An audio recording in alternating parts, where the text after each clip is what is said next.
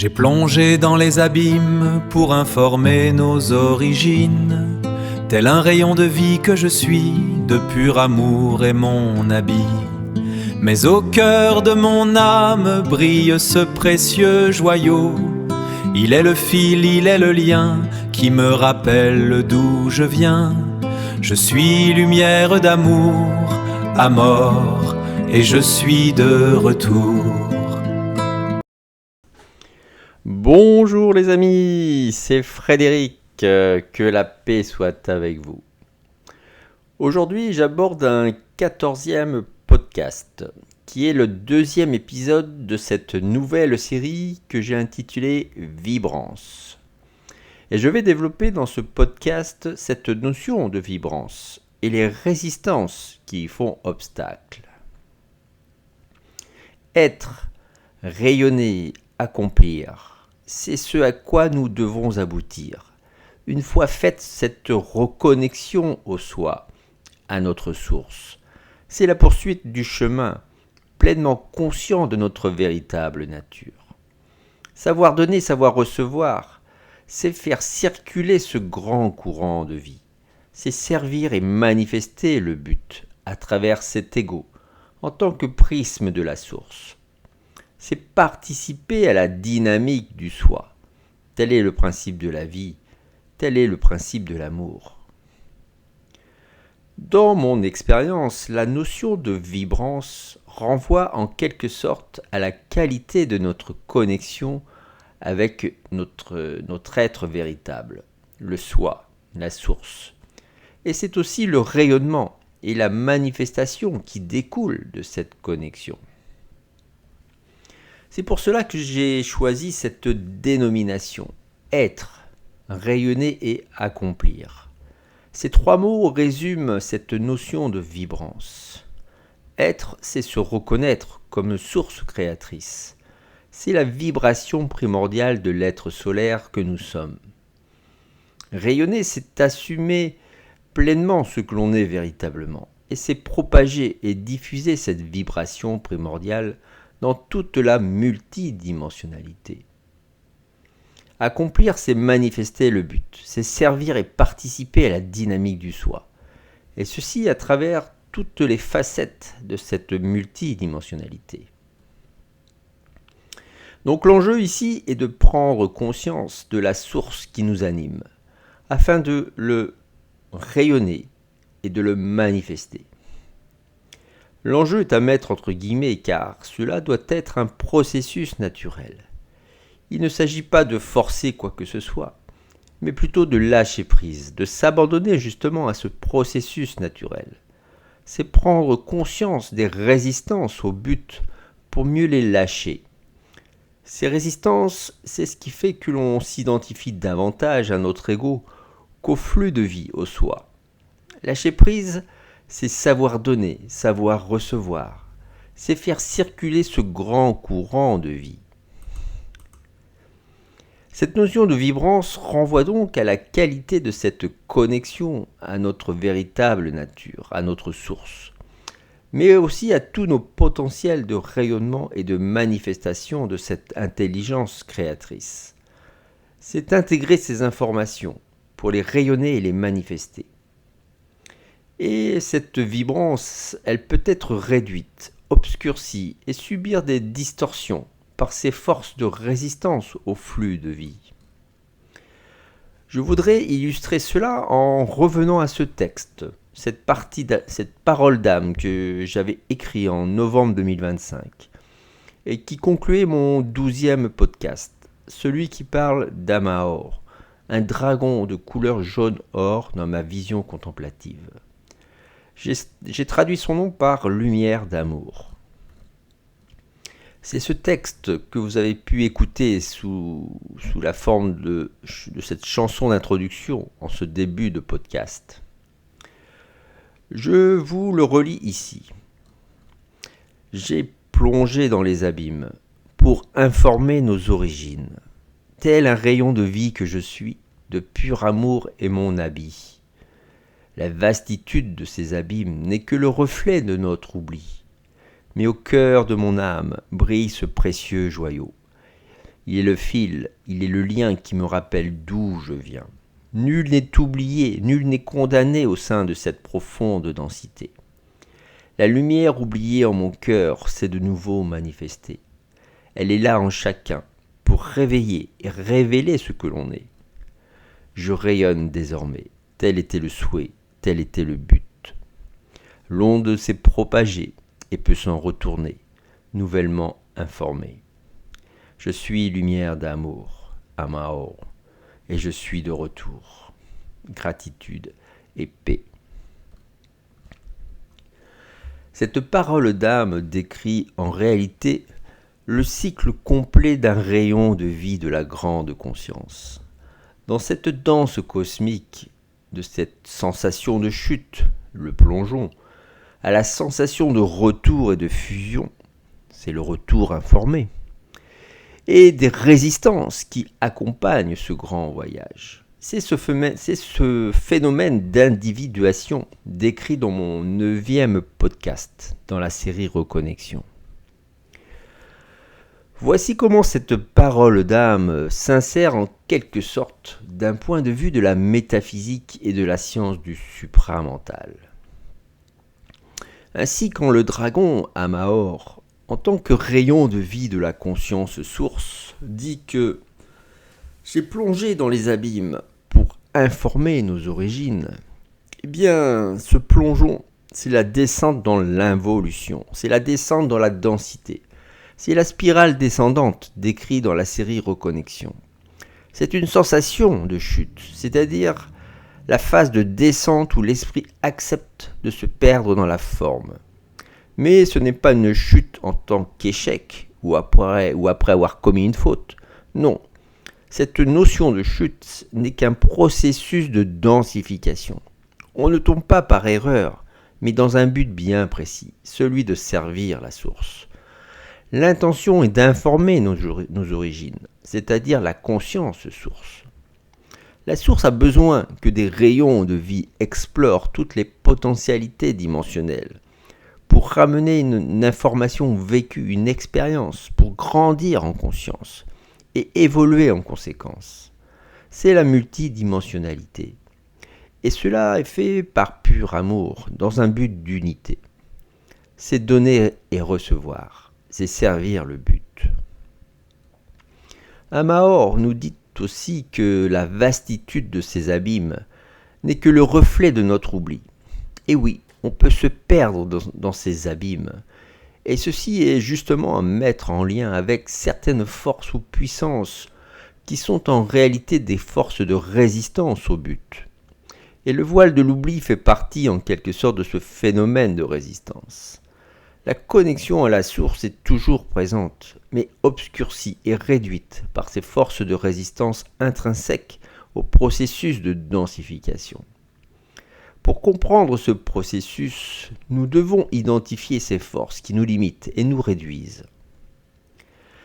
La réalité humaine est en fait soumise à 2 grandes forces de résistance. La première force de résistance est appelée force ahrimanienne dans la science initiatique, ou dénommée aussi force satanique dans la science du supramental.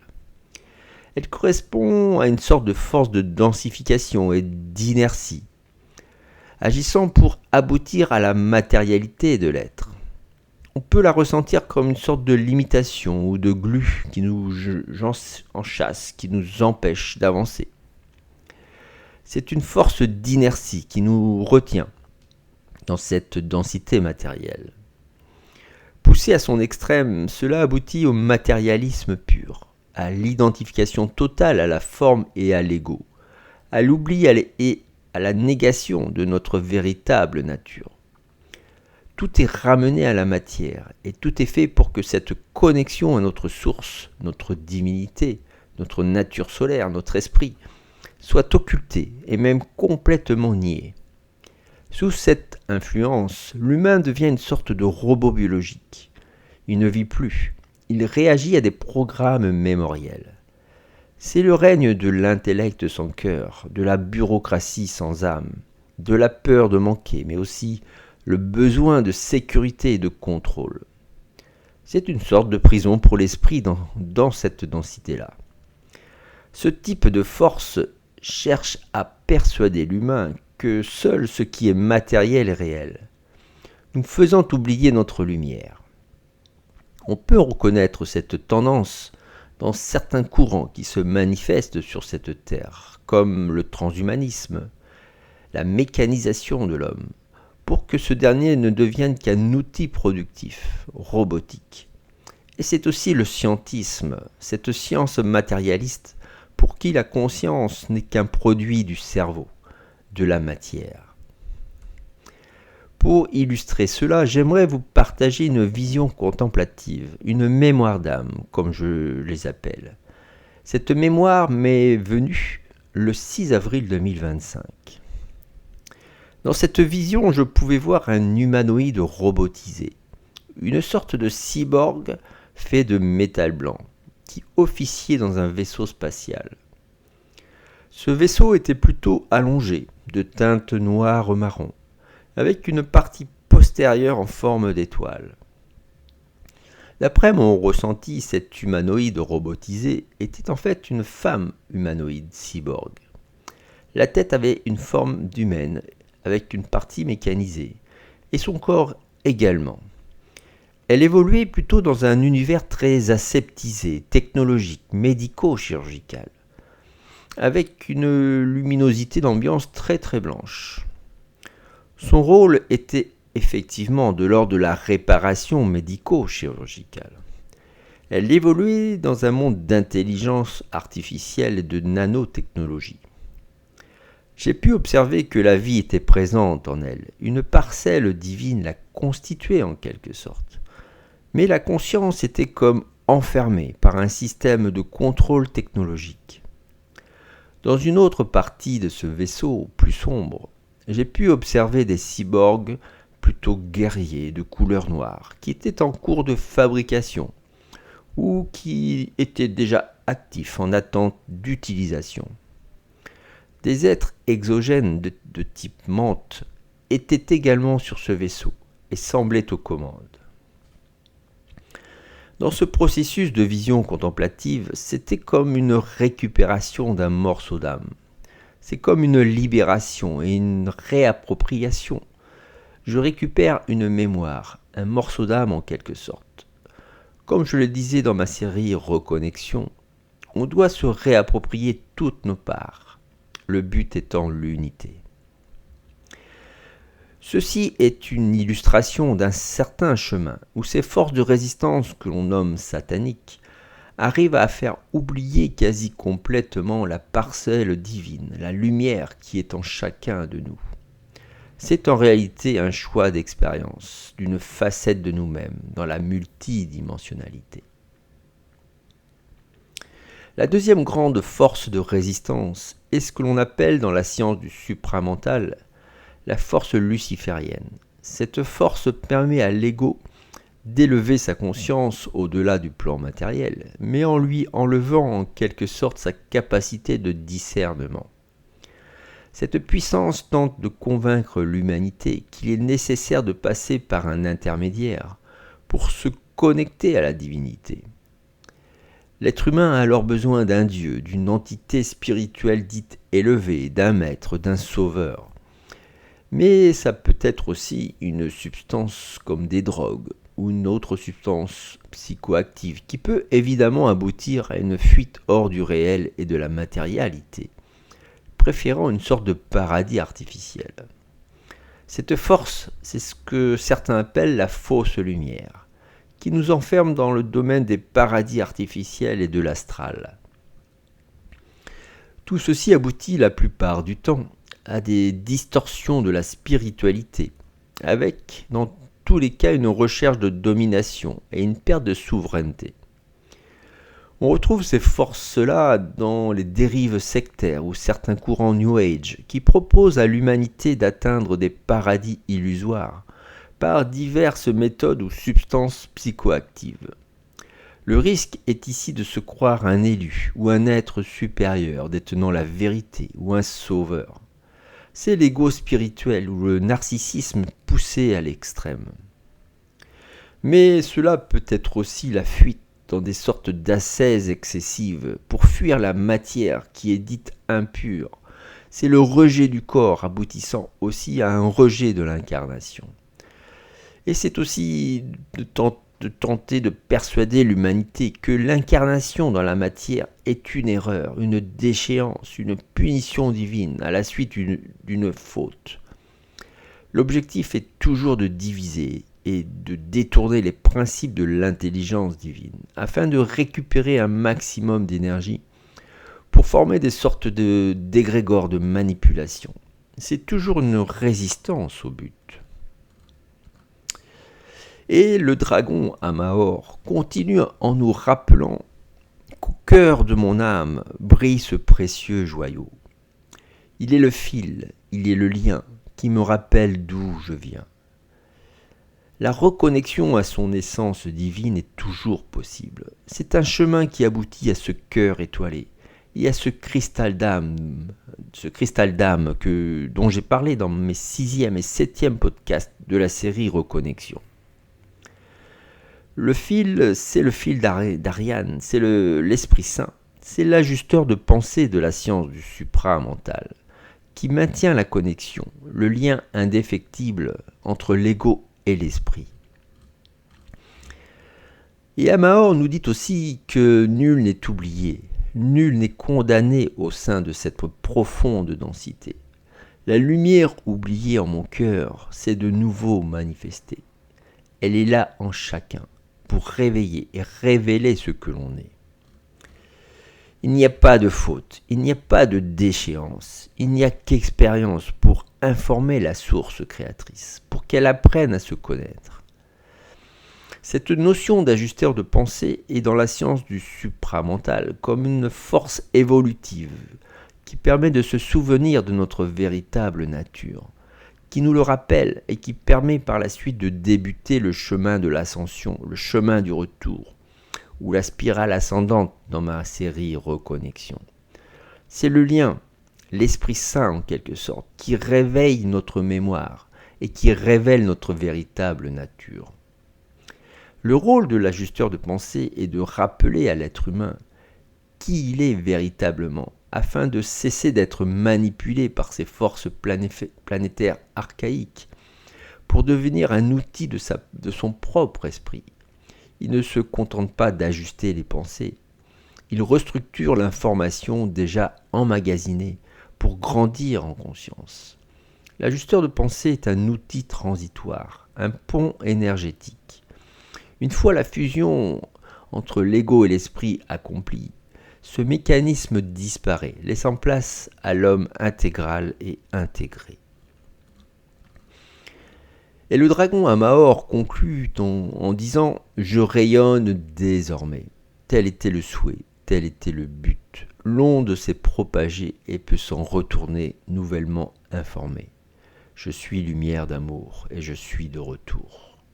C'est le retour à la conscience source, informé par de nouvelles expériences et connaissances.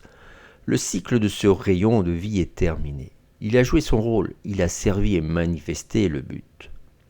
Être lumière d'amour, c'est avoir récupéré cette supraconscience, cette conscience supramentale, celle de l'être solaire, c'est-à-dire de l'être unifié. Il y a une sorte d'intrication de toutes les facettes et de toutes les mémoires. Un est multiple à la fois. C'est cette notion de transcendance dont parle la métaphysique. C'est transcender notre condition humaine, dépasser ses résistances et grandir en conscience, afin de découvrir notre véritable nature, c'est-à-dire le soi, ce courant de vie. Et c'est aussi le manifester. Et le manifester par notre corps, sur cette terre. C'est une notion de vibrance, c'est en fin de compte cette transcendance-là. Voilà les amis, c'est ce que je voulais vous partager aujourd'hui. Alors je vous dis au revoir et à bientôt.